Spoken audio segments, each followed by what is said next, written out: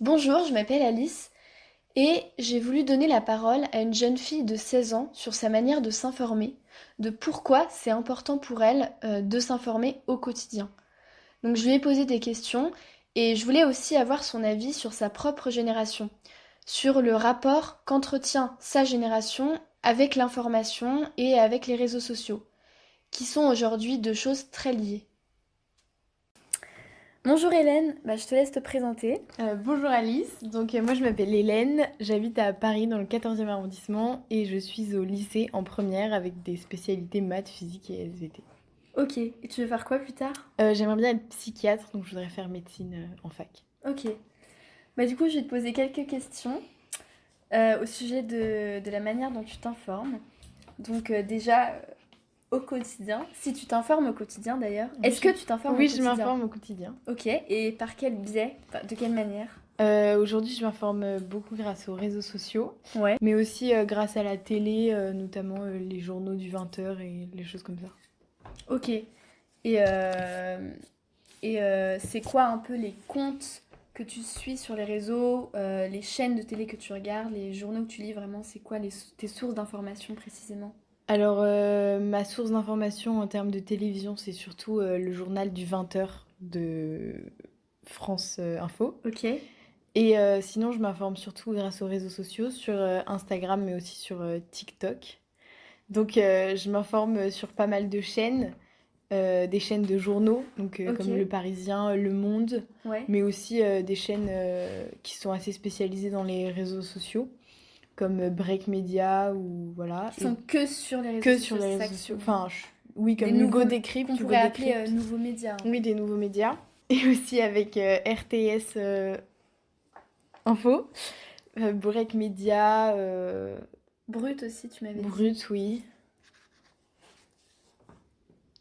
et l'Obs aussi, et voilà. Et je m'informe aussi sur les changements climatiques avec 4Ocean, qui est un média. Ok, tu peux m'en dire un peu plus sur cette... Et bah, toutes les semaines, je crois, oui, on a des TikTok qui nous montrent les choses positives qui se sont passées dans le monde en termes de réchauffement climatique, Ok, de protection d'espèces. Et ça nous permet d'avoir, entre guillemets, 5 bonnes nouvelles par semaine d'accord. sur la planète. Et qu'est-ce que ça t'apporte personnellement en fait À la fois, ça peut apporter du stress parce qu'on se dit qu'en fait, il n'y a que 5 bonnes nouvelles pour la planète en une semaine. Ouais, ouais. Mais à la fois, je trouve ça assez positif de pouvoir se rendre compte que même si aujourd'hui on vit dans un monde où le réchauffement climatique prend une grande part et qu'il y a l'éco-anxiété et toutes ces choses qui se développent autour de ça, on voit quand même il y a des choses positives qui y Ouais, arrivent. des initiatives. Des initiatives, il y a tout un tas de personnes qui y pensent et qui font en sorte d'améliorer la situation et de mettre en œuvre certaines choses D'accord, ouais. pour remédier Et à de donc, oui, problèmes. tu t'es contente de pouvoir avoir connaissance de De ces t'es bonnes contente nouvelles, de oui. savoir que c'est possible et que Oui, autour, dans le monde ça existe, c'est oui, ça? puis ça m'encourage moi aussi à faire des efforts par moi-même, à aussi encourager mes amis à faire des efforts, Ouais, ouais. à juste propager une bonne nouvelle et être positive, à montrer à mon entourage qu'il y a des choses qui se passent, même si Ouais, ouais, ouais. on souffre Ouais. d'éco-anxiété aujourd'hui, il y a quand même Et ça, c'est des grâce choses aux réseaux positives. sociaux, du coup, tu dirais. Je pense que oui, c'est grâce aux réseaux sociaux parce que je suis pas très renseignée en termes de journaux, mais je crois pas que dans les journaux ils parlent beaucoup des Ah ouais. des choses positives qui se passent dans le monde. Ok, d'accord. Tu dirais que les réseaux sociaux, c'est peut-être plus positif et que ça encourage justement les Ceux que jeunes je à suis, agir. ouais, ceux que je suis sont positifs. Et bon, forcément, il y a des choses négatives qui sont relayées, mais ce réseau social-là nous montre les choses positives. Ok, d'accord. Donc du coup, là, c'est assez positif ce que tu racontes sur les réseaux, le fait que ça peut encourager les jeunes à agir, que ça peut avoir aussi... Enfin, les réseaux sociaux peuvent amener une vision plus positive de l'information, du monde qui nous entoure. Mais est-ce que par exemple, tu as toujours confiance en l'information que peut t'apporter des comptes comme Brut, comme Ego Decrypt, des comptes qui sont vraiment uniquement sur les réseaux sociaux et qui sont nouveaux et qu'on connaît pas forcément aussi bien que des journaux comme Le Monde, ou, etc. Bah, en général, j'essaie de faire attention. Il y a des informations. Enfin, j'ai très très souvent eu des fake news dans mes pour Ouais, toi ou ouais, des choses comme ça. Mais généralement, je pense arriver à me rendre compte qu'il y a certaines choses où c'est trop d'accord. gros Mm. et où du coup, bah, je fais des recherches. Et si ça m'intéresse vraiment et que je trouve ça chelou un peu Ouais, ou que je veux en savoir plus, je vais rechercher. Et puis après, bah, comme je suis des médias comme Le Monde, Le Parisien sur les réseaux sociaux, bah, la plupart des choses, je les ai par eux et je les ai par les autres réseaux sociaux. Donc je sais un peu quand est-ce que les autres réseaux sociaux racontent des fake news. ok, Mais d'accord. généralement, j'ai pas l'impression que ce soit leur but. Alors forcément, il y en a, mais c'est pas leur but. C'est pas le but des réseaux sociaux de véhiculer Des fake des news. fake En news. tout cas, ceux que je suis, Donc t'as plutôt confiance. j'ai confiance. Bien sûr, j'essaye de pas me faire avoir par des trucs, mais j'ai Ok, confiance. ok. Et est-ce que autour de toi, tu dirais que les jeunes, en général, donc tes amis, ton frère, ta sœur, est-ce que tu dirais qu'ils s'informent uniquement par les réseaux sociaux et que du coup, l'ère bah, de la presse écrite et même de la radio, est-ce que ça va peut-être disparaître avec notre génération ou t'as pas forcément cette impression-là? J'ai cette impression-là parce que je sais que dans ma famille, en tout cas, on n'achète plus vraiment de journaux papier. Ouais, Je veux dire, Le Monde, on l'a sur un téléphone, sur une application. oui. Donc, Mais vous continuez à lire mais quand on même le continue à journal. lire. Je veux dire, mon père, quand il trouve qu'un article est intéressant pour nous parce que ça se rapproche à un élément de notre vie ou quelque chose comme ça, il nous le montre, on le lit. Mais c'est vrai que c'est pas Mais le pour, plus au important. sujet de votre génération, je veux dire, Et oui, tes oui. amis et Et mes amis tes frères et sœurs. s'informent. J'avoue que dans notre génération, c'est pas des conversations qu'on a sur comment est-ce qu'on s'informe. Mais je pense que mes amis s'informent aussi plus grâce aux réseaux sociaux qu'aux journaux. Ouais. Et je pense qu'ils regardent à peu près les mêmes médias que moi. Mais donc je pense pas qu'aujourd'hui on utilise vraiment les journaux papier.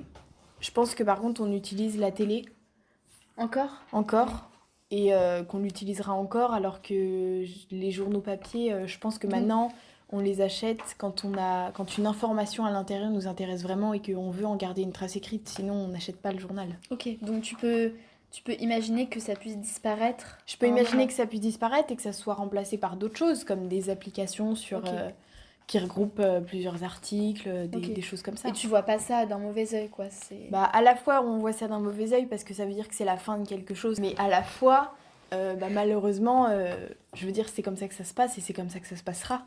Ça sert à rien d'être nostalgique Oui, ou quoi que ce c'est le soit. monde qui Oui, évolue. c'est le monde qui évolue et voilà. Je veux dire, ma génération, on voit moins ça comme quelque chose d'important d'aller acheter son journal. Ouais, ouais, ok. Est-ce que pour toi c'est important de s'informer quand on est jeune et pour quelles raisons en fait? Concrètement, pourquoi tu as besoin d'avoir des informations en continu, au quotidien?